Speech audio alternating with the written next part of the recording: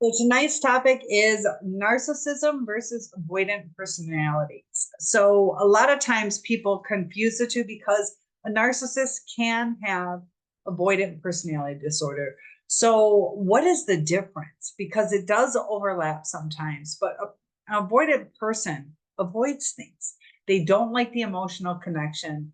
And it's different than a narcissist who also seems to feel overwhelmed by the depth of a relationship because they don't have the empathy. They can't perform empathy. So they start getting frustrated. They start going to survival modes. They also are self centered. But an avoidant person, they fear the depth and the intimacy. So they run from it. And what they will do is either they will avoid talking to you, not texting you back, being dismissive of certain questions that you might have, and they can also deflect, things like that, where they are avoiding the connection. Now, a narcissist, what they do is they do tend to avoid situations, but there's a little twist on it, is they take it one step further. So an avoidant is able, as long as they're not also a narcissist, but an avoidant is able to communicate. I don't want to talk right now, or um, they don't take it to where they twist it on it being your fault, or they're not as apt to lie and confuse you. The narcissist distorts your whole reality. The avoidant usually just avoids, they do the ghosting, and that is extremely painful. You think you have a relationship with somebody, and with those type of people, they do need space, but sometimes that's really hard to do because you want healthy communication. It can be extremely painful when you're in a relationship with someone and you don't know what happened. All of a sudden, they're not talking to you, and it's something within them that they just freak themselves out. But the narcissist will pick fights for no reason or start projecting things onto you. And also the fact that they come up with lies, and avoidant, if they did lie, everybody's lied at one time or another, but if the avoidant did lie, they would probably eventually, with the evidence put in front of them, they would admit to it.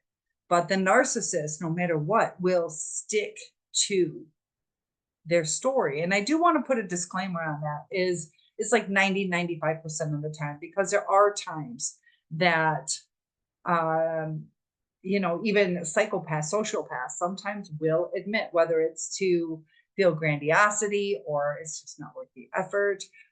So it gets really hard to understand what our person is, but we have to realize, is it toxic? Because somebody committed to you disappearing from your life, unable to communicate with you, will start to destroy you, because you're going to start putting up some boundaries or trying to communicate, hey, I need this, I need open communication. You say you're not mad at them, but we forget that we have needs too. A lot of us people who are very empathetic, we go to great lengths. We don't want to rock the boat, we don't want to disturb things, or things are finally peaceful, that we don't know when we can talk to these people, whether it's an avoidant or a narcissist. You fear that this person is going to leave you, and it's almost like a self-fulfilling prophecy, that we want it to work out so much that we start losing who we are. And in the beginning there was this connection with the narcissist. They didn't even know you. Same with an avoidant. We don't know each other in the beginning. We're getting to know each other, and both parties start living this inauthentic life, because you want to be able to communicate. This is your person. You want to say, hey, I love you, but this is upsetting to me, or can we try this a different way, or I'm feeling a little disconnected, can you go with me to my family thing? And it starts rocking the boat, the pendulum starts swinging. But it's a distinct difference between just avoiding and the manipulation. So if an avoidant person decides not to go to your birthday party, they might say, hey, I'm tired, I'm not coming. They're avoiding, they might be letting you down. Whether they care or not, that's up to them. But a narcissist will make up some great big story, the grandmother died and this and that happened. And so you start feeling sorry for them. Maybe you cook a special meal, set up a meal train for them. You go to great lengths trying to say, hey, I'm here to support you. It's to deflect from them not showing up to your thing. Or maybe you feel, you need to give them some more attention or a little more space. Maybe they're going through things and they need some family time, or you start feeling guilty that, here I am at my birthday party, but I should be there mourning and helping my person through this. And so we start feeling guilty or changing our lives. Maybe you canceled your birthday and then the narcissist doesn't even show up.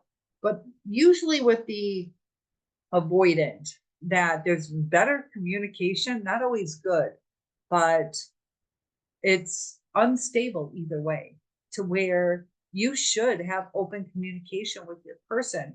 Now, an avoidant person might become avoidant because they're doing certain things and they don't know how to say, hey, I found somebody that I'd rather be with. And so they'll lead you on. But it would be more like just not calling you or coming over. They just kind of drift off. But the narcissist will, start making it your fault, that if you would have done this, I could have been with you. And but you ruined it. And there's a certain dynamic that starts to happen where,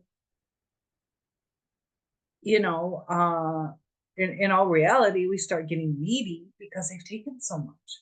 If you can't communicate, that's what is so beautiful about being a human being, is we are able to express things. When we keep things inside, it leads to physical ailments, and it's traumatic to just be silenced. We all have something that we want to share. We want to be creative and enjoy life. And part of enjoying life is expressing yourself or laughing, or when you're sad, the tears are coming to release the tension and anxiety. And it's part of processing things and getting back to normal on an even keel.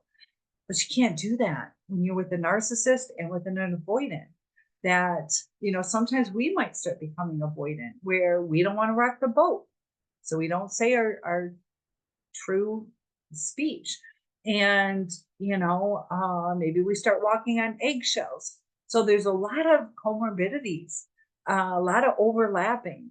But the narcissist is more cruel, because with an avoidant, if they said something like, I don't want to go out with you till you lose weight, it might hurt your feelings, but at least you know what's up. It's not kind, but at least you know what's going on. It's a little bit of control or punishment or whatever you want to call it. But the narcissist, they make you feel a certain way and then they crash it. With an avoidant, you can see a little bit better where you're at. So there is a difference, but it also overlaps.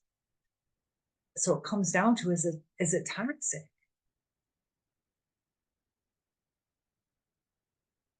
You are worth so much. And it gets frustrating. Relationships are hard. And I wouldn't say just give up the first time somebody does you wrong.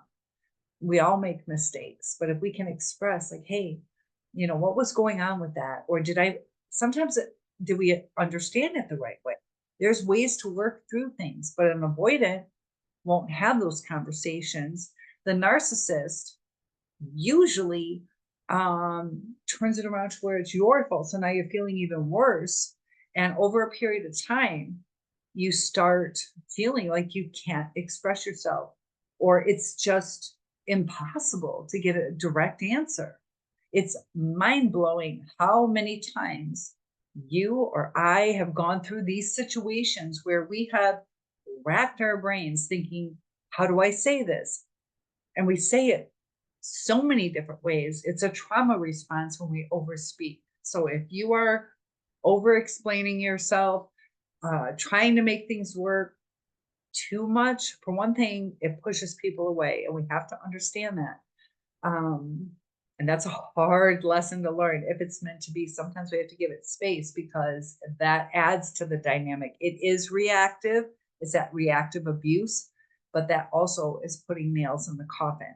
So, how do we rebalance?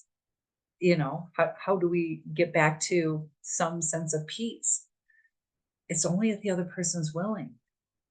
I saw a video today, kind of like a little skit where the woman was like, "Hey, I need you to do the dishes. It's your turn to do the dishes." And the guy is trying to use all this therapy stuff and like this really bothering you. It's something at your core. It's not really about the dishes. Let's talk about it. And so she's getting frustrated. She's like, "No, it's just your turn to do the dishes." And then he's like, "Well, my boundary is don't yell at me now. I need my own personal space to work through this." Narcissists will like to use any type of therapy against you. It would have been a really quick fix to just do your dishes. It's your turn to do it, or to communicate, "Okay, I will do it in a half hour. I want to finish the show," and then follow through on your promises. And there needs to be give and take. But when your reality is distorted, when you feel that you can't trust the person, when you feel you're not making headway, you feel that you're being belittled or badgered or ridiculed, it's going to crush you.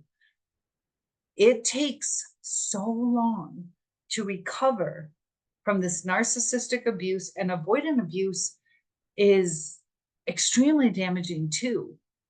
It's more of a detachment as opposed to underhanded abuse. But we all have narcissistic tendencies. We all have been avoidant. Maybe we didn't want to be kind to the telemarketer. We didn't want to deal with it. We just hung up on them. That probably bothered them. Is that really empathetic? Are we really like, this is their job? They're just trying to do things.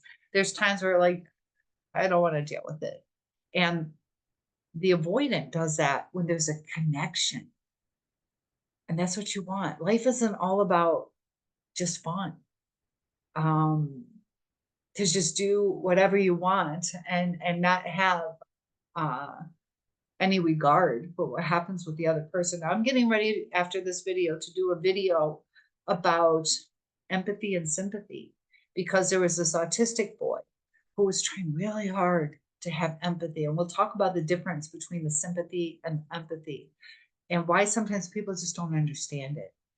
What is that crossing line and how does it affect our relationships? So just be aware there is a difference.